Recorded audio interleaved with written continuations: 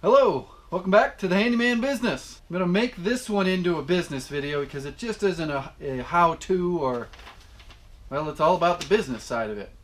So a while back on this channel, I went on a little drive along, and one of the stops was to look at a house for adding recessed lighting to a living room and a master bedroom. Well, it's finally come around. The San Francisco people. They're back from San Francisco. I'm meeting the general contractor and the San Francisco people tonight. I've got my diagram here. One thing I want to do for them is bring my sample light. And I want to hook it up. So this is the sample LED that I'm going to push to use. They spec'd out 4-inch cans. What did they put in here? 4-inch or something like that. These are standard 6 inches. But the big reason is LED. They don't take light bulbs. 14 watts, 850 lumens. This is a warm white 3000K. I know there's some other... The real LED nerds look for another spec, and I don't know what the heck it is. It's on here somewhere. So what I want to do is, I've had this thing for a while. You plug it into the wall and you can hook anything you want up to this end here. And what I'm going to do is pop this into this junction box so that I can stand on a step stool, hold this up to the ceiling, and say flip the switch. And they will flip this switch and they will get a accurate example of what they're getting if they choose this. Do they like the brightness? Because they want 8 of these. 8 in their master bedroom. It's going to be ridiculous. It's going to be brighter than in here. Actually, I have mine on full power because I was looking for something. Yeah, so that's the plan. I'll take you along. I'll let you know how the meeting goes.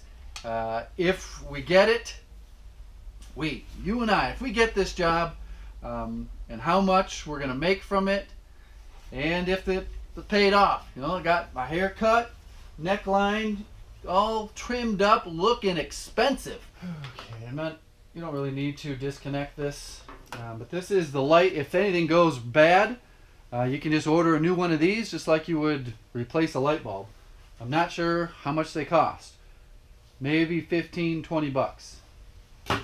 This is the junction box, and I'm not going to use any sort of Romex connector. Just going to do it, just pop it in there. A lot of people have been asking about what multi-tool this is. This is the Leatherman Charge Titanium. I do not go anywhere without this. Look at this. This kit even comes with some actual decent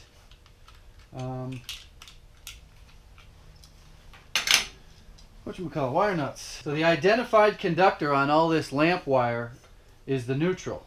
So the one with the little ridges on it, lamp wire, cord wire, has ridges on it on one of them. This one here you can see is smooth. So the one with the ridges is the identified conductor, and that is the neutral.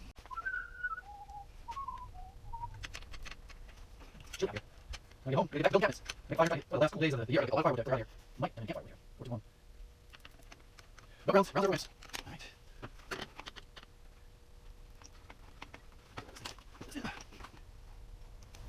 Okay. If I did this right, I flip this switch and the light turns on. Look at that. That is a beautiful, beautiful color. I love it. So this is what I'm going to show them, and I'm going to look like an amazing, amazing handyman. Of course, I am the main man for this general contractor. Maybe we should talk about that for a second. This general contractor that I work for, that I actually have more experience in general contracting than he does. Yeah, there's a lot you guys don't know about me or the business. But there is a general contractor that finds a lot of work, and he turns a lot of that work over to me. So I will do like 85% of a remodel project that he found. And that's just his thing. He's very socially connected. Things that I don't do. is I'm not going to refinish an entire house full of hardwood floors. I don't like painting, so I'm not going to paint the entire inside of a house. Things that I will do are the cabinets, appliances, retrofitting in lights, baseboard, doors, and any repairs and warranty work that comes up from his remodels. And we talk. We're friends, and he's, oh, you should get into this. You should be a general contractor. And I was like, hey, I've done that many times. You're lucky you know me, because he only has one person to deal with that can take care of a lot of things. That's not normally the case in general contracting. You're usually working with subcontractors that are just trying to get by. It's kind of hard to explain. How can I make so much money? How am I going to make, let's see, we got 3, 4, 5, $5,500. Let's say it takes me all week, and I've got, we'll throw $500 in travel time, gas, and these little lights here. That's $5,000 in a week. Well, he's actually going to take a cut on top of that. That was my bid. He's going to take mark that up to pass on to the San Francisco customers. But he chooses to use me. He could find someone to do this cheaper, but he couldn't bring them to the meeting. They don't. You got to look the part that you are worth the money. It's not. I don't know if I'm communicating that well enough, but yes, the competition. He can't bring them to the meetings. He can't use them as a sales tactic to get the job. He can bring me, and I'd sell the job. He just cuts me loose. I can talk to the customers just as good or better than he can, and the deal is done. Well, we'll see if the deal's done. We got to go there tonight. I know they're on the fence about if they even want to put the money into this house or just sell it as is and get a nicer house. But we will find out. Either way, I know we're doing something to this house to get it, at least increase the sellability of it.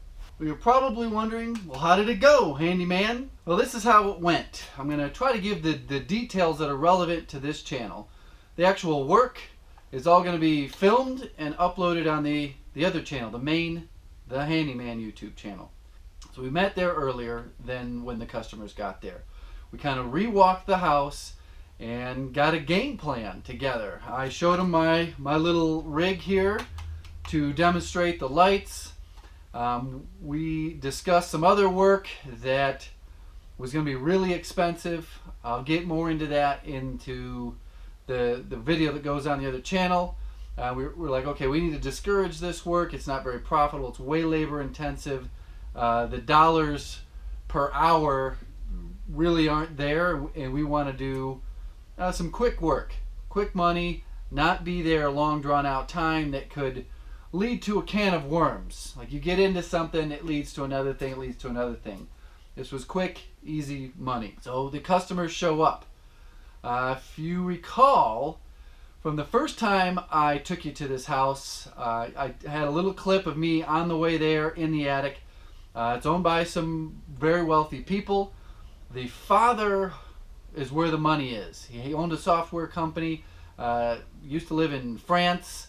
He was talking to me about his friends in France that live on a 400-acre estate, and they had mosaic tiles that were dug up out of the Mediterranean Sea and were bought at auction for $500,000 a piece. If you were a homeowner, don't discuss that. Of course, you don't give a shit at that point what the price is. You got to size him up. You got to profile him. How is he dressed? How does he shake your hand? His posture, everything. From the car that they drove up in. Me and this other guy, the general contractor, there's a specific budget that they have to renovate this house. And trying to work within the budget and sell the certain items.